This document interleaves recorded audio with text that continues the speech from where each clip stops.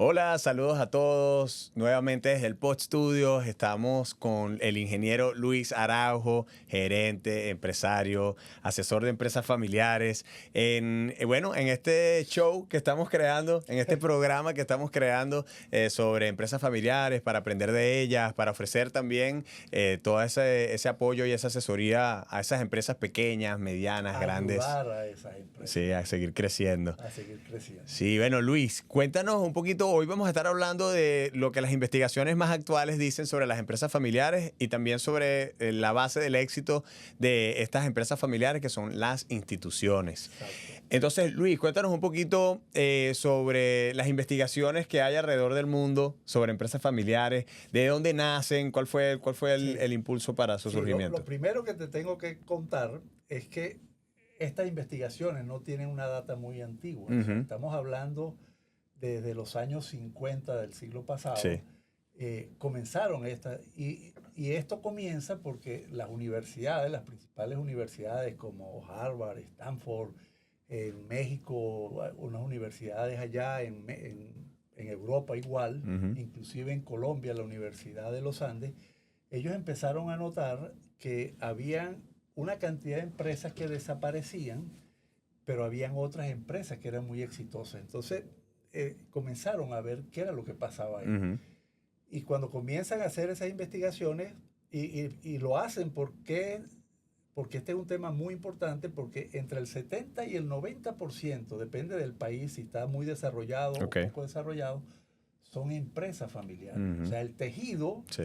empresarial, en su gran mayoría, son empresas familiares. Uh-huh. Estamos hablando de un porcentaje bastante alto. Y eso representa del PIB, del Producto Interno Bruto, cerca del 60%. Uh-huh. Y del empleo, cerca del 50%. Sí. Entonces, claro, es un tema Importante. bien. Las dimensiones son importantísimas y además ese conocimiento de que hay unas que les va bien y otras que no. que desaparece. Entonces, claro, empiezan a investigar y comienzan a descubrir, por ejemplo, lo primero que descubren es que solamente sobrevive de la primera generación, o sea, de la generación que funda la empresa. Uh-huh. Cuando trata de pasar a la segunda, solamente el 30-33% logran pasar exitosamente Uh-huh. a la segunda Claro. generación. Okay. Esto lo habíamos hablado. Sí. Una de cada tres sobrevive a la Una de segunda cada generación. tres, exactamente. Y luego, a la tercera generación solamente sobrevive el 13%. Ajá. Y a la cuarta solamente el 3%. Wow, qué O poquito. sea, Bueno, me hace sentir orgulloso de la mía. claro, tú ya vas a la cuarta Sí, generación. ahí o sea, están andando ya. Exacto, y están las instituciones formándose. Sí. Entonces, veamos uno de los hallazgos que ellos consiguieron. Porque primero consiguieron cosas internas a la familia Uh-huh. y cosas externas. Okay. Como podemos ver aquí en este dibujo, que lo represento de manera de un ADN, porque es como decir el ADN de la Uh-huh. familia, que tiene una influencia muy grande sobre el desempeño de la empresa. Ahí podemos ver que hay desafíos internos como la profesionalización de los miembros de la familia, Uh-huh. que es una de las cosas que a medida que pasan los años, pues las familias buscan profesionalizar de la mejor manera a sus generaciones nuevas. La falta de innovación. Hay empresas que se quedan y que dicen, no, mi abuelo lo fundó así y eso se hace así y Uh-huh. les cuesta cambiar. Sí. Ese es un tema. Cuando hay un cambio de mercado, no sobrevive. Cuando hay un cambio de mercado, tiene muchos inconvenientes. Tenemos conflictos familiares, que sabemos que es Uh-huh. uno de los grandes porcentajes de problemas, una mala gestión financiera. Hay muchas Uh-huh. empresas que no la gestionan desde el punto de vista financiero, que es muy importante. Y Pueden eso, tener ventas, pueden tener un pueden tener mercado, un buen ventas, pero- producto. pero no manejan bien las finanzas. Uh-huh. Y la falta de un plan estratégico. De un plan estratégico que tenga que ver con el negocio, con la sucesión Uh-huh. y con todos los temas relacionados al negocio y la relación con la familia. Sí, Y interesante. tenemos desafíos externos que lo vemos en este otro gráfico, que son crisis económicas, Uh-huh. cambios en las regulaciones, Ok. la competencia, que si tú no te das cuenta que te salió una nueva competencia, Sí. pues simplemente te sales del mercado.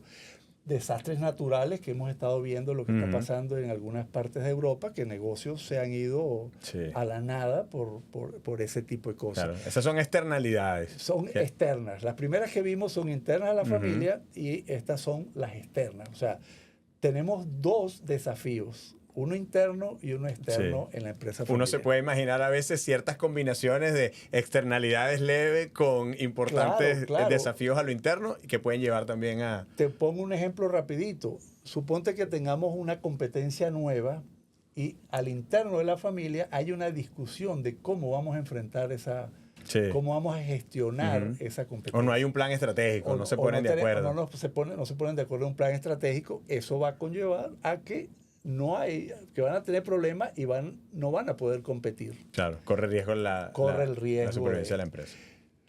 Como lo vimos anteriormente, las razones de fracaso fue otro de los hallazgos que ellos consiguieron, que son insuficiencia de capital del 10%, razones del negocio, cambió el negocio, de estos temas, es otro 10%, llevamos ya solo el 20%.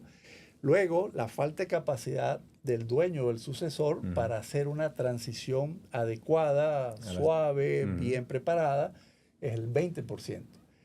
Y descubrieron también que el 60% son conflictos familiares, como lo vimos en el pod anterior. Sí, entonces, esas son las situaciones que tienen las empresas familiares. Sí. Ahora, ¿qué consiguieron ellos como puntos que favorecen y lo consiguieron en las empresas que tienen éxito?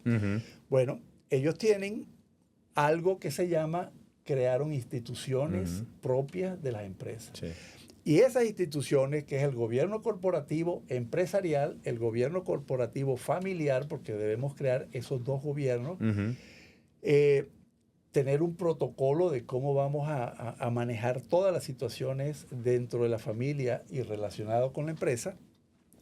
Y eso es la estructura, esas instituciones son las que logran que haya una planificación de la sucesión, que haya una inversión en el capital humano, hay una cultura familiar muy fuerte y un liderazgo visionario, como podemos ver en esta figura. Entonces, todo eso que soporta las empresas familiares, su base fundamental está dentro de las instituciones. Sí. Y qué curioso eso, ese gran hallazgo, ¿no? Ese gran hallazgo de estas investigaciones en empresas familiares, que las que tienen éxito, como hemos visto, que unas perduran y muchas no, que encontrar que ese gran diferenciador, más allá del producto, o más allá del mercado, o más allá de la realidad económica, es el hecho de ir desarrollando instituciones que son entidades, ¿no? Son formas de relacionarse formales dentro de la empresa, que le empiezan a dar una estructura y lo conversábamos hace un ratico, que se parece también al gran hallazgo que ganó el Premio Nobel de la Economía este año, que es el hecho de que las sociedades que tienen éxito, en donde hay riqueza, en donde hay prosperidad, son esas donde están las instituciones. ¿Y de qué forma prácticas de estas instituciones empiezan a surgir? ¿Cuándo son los momentos en que las empresas dicen, bueno, mira, tenemos que empezar a formalizar una junta directiva, o mira, tenemos que escribir el protocolo? ¿En qué momento llega, para la gente que tiene empresas familiares, reconocer el momento apropiado que hacerlo? A veces la gente como que subvalora lo que tiene y no ve la necesidad de llevarlo a lo formal.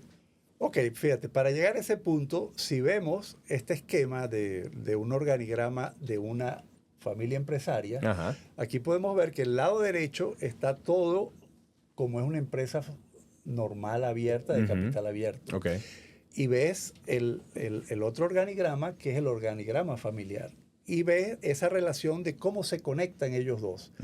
Y fíjate que la conexión que hacen es a través de las instituciones. Si ves aquí en ese diagrama, tú ves que la junta directiva, que es de la estructura empresarial, se conecta directamente con el consejo de familia. Y esos son los dos entes que conectan esas dos organigramas. Y el protocolo es la línea que marca todas las pautas de funcionamiento de esa institución. La constitución. Como decir, la constitución de las empresas. Sí.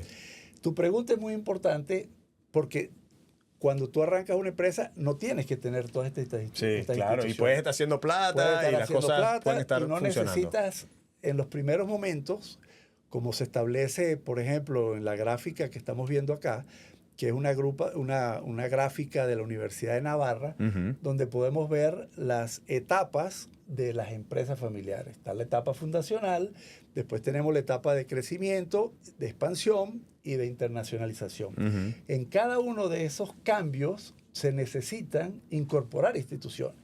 Veamos ahora. Ah, ok, interesante. Entonces, una de las señales para el establecimiento de estas instituciones son las transiciones, los momentos de transición en la empresa o generacionales.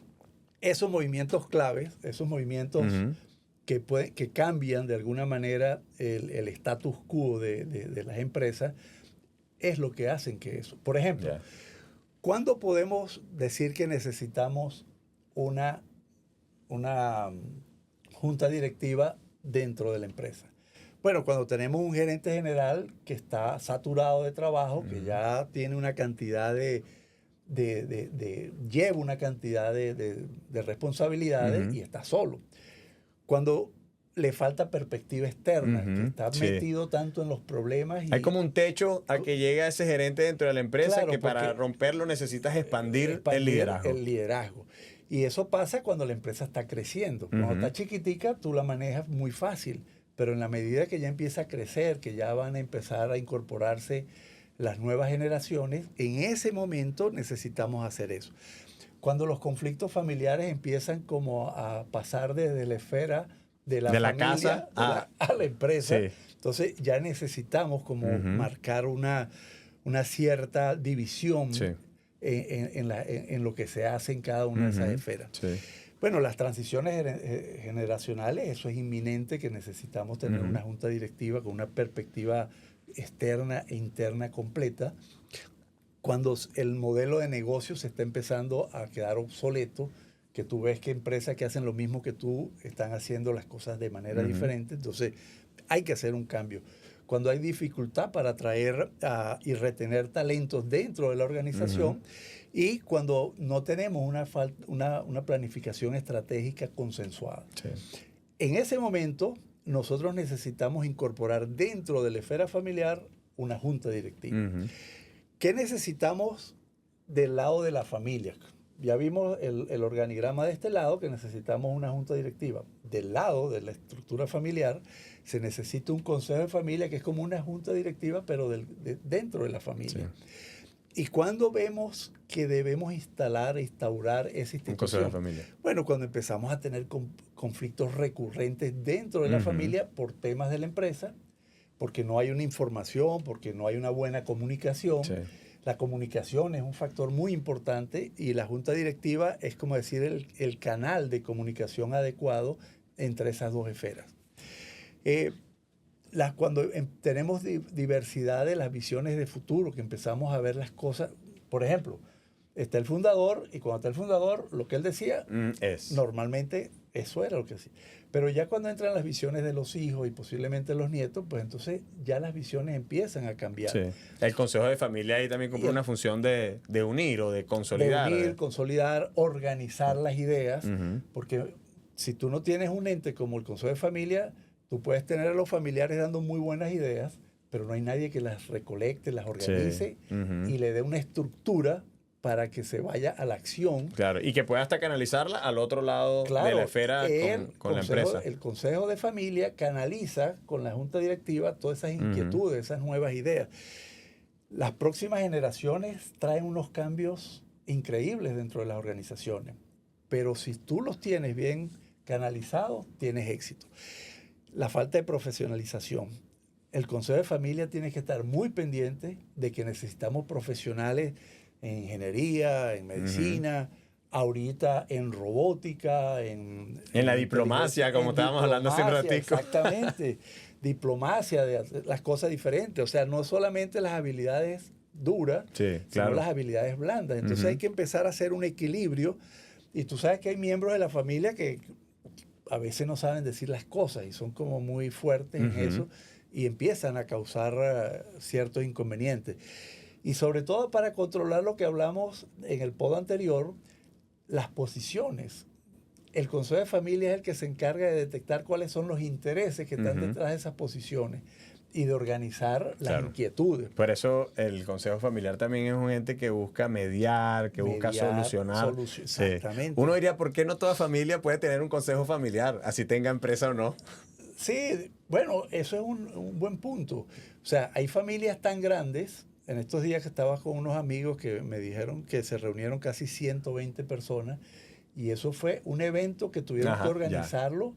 No es porque tienen una empresa familiar, Sí, sino una por gran un familia, tema de familia muy grande. una familia muy grande. Imagínate ese tema, una familia muy grande y además con una empresa al lado. Entonces, eso es un tema que lo debe canalizar el Consejo de Familia. Entonces, cuando tú empiezas a ver esas señales dentro de la esfera de la familia, ya tú sabes que necesitas esto. En esta gráfica que estamos mostrando ahorita, se ve en las 3 dimensiones qué cosas debemos tener en cada uno de los lados en la etapa, como decir, fundacional a la segunda. El otro tema que vimos en la estructura es la asamblea de familia. La asamblea de familia no es tan formal como el Consejo de Familia, pero es una asamblea formal-informal donde se quiere reunir la familia. Okay. Por ejemplo, nosotros tenemos un caso aquí en Venezuela que tenemos familia que los primos a veces no se conocen porque están en diferentes países. Entonces, organizar que se reúnan, que tengamos la oportunidad, el Consejo de Familia y la Junta Directiva, de presentarles lo que se está haciendo en la empresa, decirles cuáles son los proyectos que tenemos a futuro. Y esa es una de las maneras de que las nuevas generaciones se interesen en ir incorporándose, en participar y sobre todo alineando su vocación a eso. Sí. Entonces ya el Consejo de Familia sabe quiénes están en la vocación, con la vocación alineada al negocio familiar y quiénes no. Los que no están alineados no es simplemente que se quedaron fuera, no, simplemente que tú puedes crear empresas que van con esa vocación, que pueden ayudar al negocio principal. Entonces, esa es una función importante de la Asamblea de Familia. La Asamblea de Familia es interesante porque, como tú decías, es más abierta, parece también más informativa, no hay unos compromisos ahí de toma de decisiones con la empresa, sino es más bien de mantener ese contacto entre las generaciones. La unidad familiar. Uno de los puntos muy importantes dentro de la esfera familiar es la unidad familiar. Que sea una unidad fuerte, que todos tengan el compromiso de comunicarse de la mejor manera, de querer cooperar y sobre todo de querer formarse y dar sus ideas de las cosas. Sí. Muchas veces, y ahorita ocurre, de que hay un problema que consideramos los que ya tenemos cierta edad muy grande y puede venir un primo, no sé, de cualquier edad, 13, 14, 15, 20 años, y te da la mejor solución para eso. Porque ellos tienen una visión del mundo diferente. Entonces, si tú no haces un consejo de familia que organice eso y que haga asamblea de familia, tú te pierdes ese potencial, esa sinergia que tiene esa familia. Sí. Y casualmente, una de las cosas que tiene la familia como grande es su grupo familiar, la formación que tenga y la sinergia que tú puedas hacer. Y esa capacidad de cooperación que tú puedas lograr. ¿Cuándo deben realizarse asambleas de accionistas, por ejemplo, que es la otra asamblea? Que en ese momento... Ese ya es de la empresa. Ese ya es de la empresa. Se reúnen los que tienen, los tenedores de las acciones, a tomar decisiones sobre el futuro, cuando hay que hacer cambios significativos en la empresa, y se toman decisiones de inversiones, se toman decisiones de rumbos, de inversiones diferentes, cambios estratégicos, cambios de rumbo por los temas que está ocurriendo en el mercado, y ese es el momento donde se reúne. También cuando hay dificultades financieras, pues la asamblea de accionistas debe reunirse para ver cómo se va a resolver. Cuando se van a hacer cambios accionarios, que las acciones las vamos a, por ejemplo, una rama familiar va a dividir las acciones en otro grupo de miembros de la familia, pues ese es un cambio. Pasa por una asamblea accionista. Pasa por una asamblea accionista. Evaluar el desempeño de la junta directiva y del consejo de familia. O sea, es un ente que debe ver todas esas instituciones y lo hace una vez al año o 2 veces al año y hace esas evaluaciones y es la oportunidad, como decir, de cambiar el rumbo, de seguir el rumbo, de mejorar algunas cosas y esa asamblea pues ayuda también a que se resuelvan los problemas, ayuda con las sucesiones generacionales y es una institución más que está ahí. Sí. Pero uno pudiera imaginarse una empresa exitosa, grande, multigeneracional, que empieza a diversificar sus productos, sus servicios, sus unidades de negocio, y entonces en la que existe un consejo de familia con varias asambleas de accionistas, ¿no? O con varias juntas directivas de las distintas empresas que vayan formando. De repente unas con primos, otras con hermanos, ¿no? Esa idea me parece súper interesante y, por supuesto, de una empresa que ya ha pasado por varias etapas. Sí, yo conozco empresas que están como en la cuarta generación. Bueno, hay un ejemplo que es Cargill, que ya está la sexta o séptima generación. Fíjate que ellos han pasado por tantas cosas que en Cargill, en los puestos ejecutivos de decisión dentro de la empresa, no hay ningún familiar. Okay. Ellos pertenecen todos a las juntas directivas, a los accionistas y toman decisiones. O sea, han quitado el tema familiar y el tema de emociones de la operación de la empresa. Por supuesto, la toma de decisiones está en las juntas directivas, en los comités ejecutivos y todo eso, pero no hay ningún familiar directo. Los familiares que entran son para aprender algunas funciones y posiblemente después salgan a formar una empresa que ayude al negocio principal. Pero en estos casos, qué bueno ese ejemplo. Estas juntas directivas donde están los familiares propietarios, entonces manejan la empresa a través de las finanzas. O sea, me imagino que en la estrategia, pero deben tener una mano metida en... No, a través de indicadores de gestión, lo que se llaman los KPI. O sea, tú tienes una cantidad de indicadores que vienen de la operación, que fueron previamente diseñados por la gente que está directo en la operación y acordado con las juntas directivas, y esos KPI y esos indicadores financieros, porque hay que tener 4 perspectivas para manejar adecuadamente una empresa. La perspectiva financiera, la perspectiva de los clientes, de cómo estamos manejando, cómo estamos atendiéndolos, qué piensan los clientes de nuestra empresa, si estamos dando los resultados y satisfacemos las necesidades de estos clientes. Los procesos internos, cómo estamos haciendo las cosas internamente, qué mejoras podemos hacer. Y la última es la profesionalización, el crecimiento, la formación, que es una de las bases importantes en las empresas grandes. Cómo tú formas a toda la gente. Te doy un ejemplo. Cuando yo entré en Frica, en Corimón, yo entré como en el año 83, yo llegué a un momento que le dije a mi jefe, bueno, ¿cuándo empiezo a trabajar? No salía de un curso en el IESA, me mandaban para otro lado, o sea, hasta que no tuve la formación completa, no empecé a trabajar y a formarme. Y eso pasaba con casi todos los niveles de liderazgo dentro de la organización. ¿Qué edad tenías ahí? ¿25?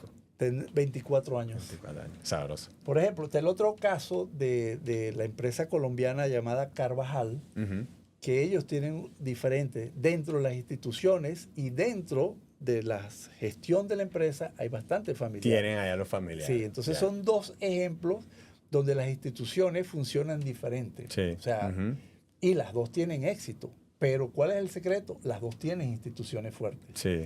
Que en una están metidos casi bastante cantidad de familiares y en otra no, pero las instituciones están ahí. Y esas instituciones son las que fortalecen y mantienen el éxito. Entonces, para resumir, estos hallazgos y estas experiencias desde el año... Y después los estudios más fuertes se hicieron entre los años 80 y 90. Y esos estudios han venido evolucionando, pero consiguen casi siempre los mismos hallazgos, el mismo patrón. Y tú ves que más riqueza de ejemplos, más empresas. Exacto, más empresas, pero el comportamiento es muy parecido. Ya, interesante. Y esos estudios, bueno, siguen haciéndose. Hay ya universidades que tienen carreras de empresas familiares. Aquí tenemos, por ejemplo, el IESA, que tiene un diplomado de empresa familiar. Sí, no, hay mucha gente que se ha formado ahí. Y mucha gente se ha formado. Sí. Bueno, a mí particularmente me llama muchísimo la atención esto de las instituciones. La Junta Directiva, por supuesto, que es más conocida. El Consejo Familiar me parece una institución realmente de alto nivel y a la que aspirar, a la que cualquier empresa familiar pueda aspirar. Yo veo que ya en la segunda generación, aquellos que son hijos de fundadores y que ya tienen sus propios hijos, así sean pequeños, creo que es un buen momento para ir conformando esta idea de consejo familiar. Y la otra cosa que me llama mucho la atención en todos los ejemplos que has compartido, que es el tema del desarrollo profesional, el desarrollo del capital humano, bien sea el ejemplo que ponías de la empresa en la que los familiares no están en la operación, ahí tienes que formar a los no familiares Sí. constantemente para que adquieran la cultura y el espíritu y la visión del propietario familiar. Y por supuesto, las que sí quieren a sus Sí. hijos, nietos, sobrinos trabajando en la empresa, el compromiso y la visión de la formación de esas nuevas Sí. generaciones, tanto universitaria como en la parte técnica hoy en Sí. día, y tener esa visión amplia de lo que se necesita, es una responsabilidad inmensa, pero que creo que hace de las empresas familiares algo bien único. Sí, sí. Fíjate que la fortaleza de las empresas exitosas está en sus instituciones, y si lo ves desde el punto de vista de un mapa estratégico, la base es lo que tú estás mencionando, cómo tú formas a la Sí. gente. Porque tú no vas a tener resultados arriba en el top line, bueno, o resultados ya en el bottom line, Sí. si tú no tienes gente formada y que analice cada uno de esos indicadores de gestión en cada una de esas Claro, perspectivas. sí. Y Sí. que puedan hacer de las empresas, como decía mi abuelo, una empresa para toda la vida. Una empresa para toda la vida. Así que bueno, qué buena esta conversación, Luis. Muchas gracias. Ya bueno, hablando de formación, este es un espacio para que se sigan formando aquellos gerentes, propietarios de empresas familiares. Y bueno, por aquí, por este canal, estamos a la orden para sus preguntas y sus comentarios y sus propias historias de empresas familiares. Gracias.